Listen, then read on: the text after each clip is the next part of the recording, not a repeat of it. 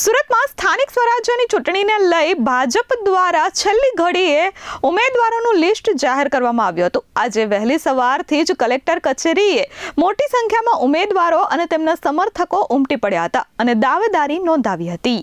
સુરતમાં સ્થાનિક સ્વરાજ્યની ચૂંટણીનો માહોલ બરાબર જામ્યો છે। ભાજપે મોડી રાત્રે ઉમેદવાર જાહેર કર્યા બાદ આજે વહેલી સવારથી ઉમેદવારો પોતાની દાવેદારી નોંધાવવા કલેક્ટર કચેરી સમક્ષ પહોંચી ગયા હતા અને ચૂંટણી અધિકારી સમક્ષ પોતાનું દાવેદારી પત્રક ભર્યું હતું। વહેલી સવારથી જ કલેક્ટર કચેરી ખાતે ઉમેદવારો અને તેમના સમર્થકોનો ભારે જમાવડો જોવા મળ્યો હતો। અત્રે ઉલ્લેખનીય છે કે મોડી રાત સુધી ભાજપ દ્વારા ઉમેદવારો જાહેર ન કરાતા અનેક પ્રશ્નો ઉદ્ભવ્યા હતા। ભાજપે મોડી રાત્રે ઉમેદવારોનું લિસ્ટ જાહેર કરતા જ ધારાસભ્યોને સાચવ્યા હોય તેવી ચર્ચાઓએ જોર પકડ્યું હતું। કોર્પોરેશનની 30 વોર્ડની ચૂંટણી માટે છેલ્લી ઘડી સુધી ટિકિટ ફાળવણી માટે ભારે જહેમત ભાજપમાં ચાલી હતી। સુરતમાં ભાજપમાં ચાલી રહેલા જૂથવાદની વચ્ચે પાર્લામેન્ટરી બોર્ડ અને પ્રદેશ મોવડી મંડળ દ્વારા સુરતના દરેક નેતાને સાચવી લીધા હોવાનું આપેલી ટિકિટોના આધારે સ્પષ્ટ થયું છે। કેન્દ્રીય મંત્રી CR પાટીલ હોય કે નાયબ મુખ્યમંત્રી હર્ષ સંઘવી, વિધાનસભાના ઉપાધ્યક્ષ પૂર્ણેશ મોદી હોય કે સંદીપ દેસાઈ કે વિનુ મોરડિયા સહિત દરેક ધારાસભ્યોના નજીકના અને ખાસ ગણાતા સભ્યોને ટિકિટ આપવામાં આવી છે। જે વોર્ડમાં આમ આદમી પાર્ટી જીતી ગયું હતું ત્યાં પણ સ્થાનિક ધારાસભ્યોએ જેમની ટિકિટ માંગી હતી તેમને જ અપાઈ છે। જોકે જેમને ટિકિટ નથી અપાઈ તેમાં ભાજપનો જ આંતરિક વિરોધ હતો। જોકે આપમાંથી ભાજપમાં જોડાયેલા તમામ 12 કોર્પોરેટરોને ભાજપે ટિકિટ નહીં આપીને મોટો આંચકો આપ્યો હતો। ભાજપે સ્પષ્ટ સંકેત આપ્યો છે કે પ્રાધાન્ય તો પાયાના કાર્યકરોને જ મળશે। વોર્ડ નંબર 2 માં ભાવના સોલંકી, અલ્પેશ પટેલ, વોર્ડ નંબર 3 માં રૂતા ખેની, કનુ ગેડિયા, વોર્ડ નંબર 4 માં ધર્મેન્દ્ર વાવલિયા, ઘનશ્યામ મકવાણા, વોર્ડ નંબર 5 માં કિરણ ખોખાણી, કે ધામી, નિરાલી પટેલ, વોર્ડ નંબર 8 માં જ્યોતિકા પટેલ, વોર્ડ નંબર 16 માં વિપુલ મોવલિયા અને વોર્ડ નંબર 17 માં સ્વાતિ ક્યાળાની ટિકિટ કપાઈ છે।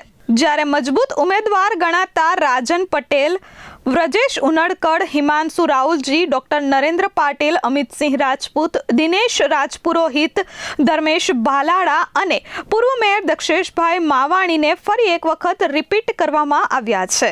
જોકે આજે ઉમેદવારી ફોર્મ ભરતી વખતે રાજ્ય આરોગ્ય મંત્રી પણ ઉમેદવારોનો ઉત્સાહ વધારવા કચેરીએ પહોંચ્યા હતા અને જીતની આશા વ્યક્ત કરી હતી।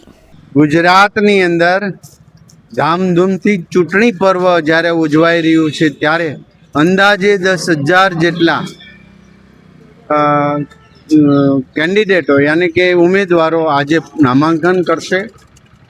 સુરતની અંદર 120 સીટ પર ભારતીય જનતા પાર્ટીની પ્રચંડ જીત થવાની છે। સુરત જે વૈશ્વિક કક્ષાએ જે વિકાસમાં આગળ રહ્યું છે એ જનતા, લોકો, પરિવાર, ભારતીય જનતા પાર્ટીના કાર્યકર્તાઓ કટિબદ્ધ છે અને સુરતમાં 120 સીટ પૂર્ણ રીતે જીતશું।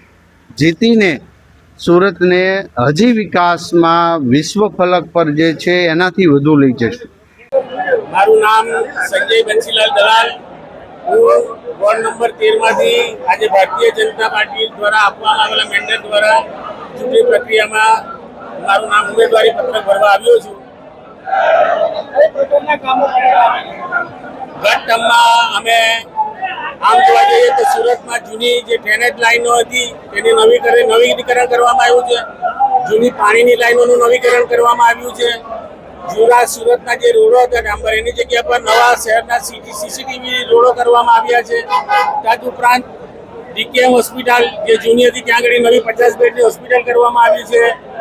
ગાંધી સ્મૃતિ ભવન જે આપણા શહેરનું એકદમ એ હતું તેને નવું કરવામાં આવ્યું છે। એવી જ રીતના આપણે કોચ સર્કલ રોડ પર નવો કોમ્યુનિટી હોલ કરવામાં આવ્યો છે। એ પ્રમાણે ઘણા નવા કામો કરવામાં આવ્યા છે। Bureau report S24 news Surat.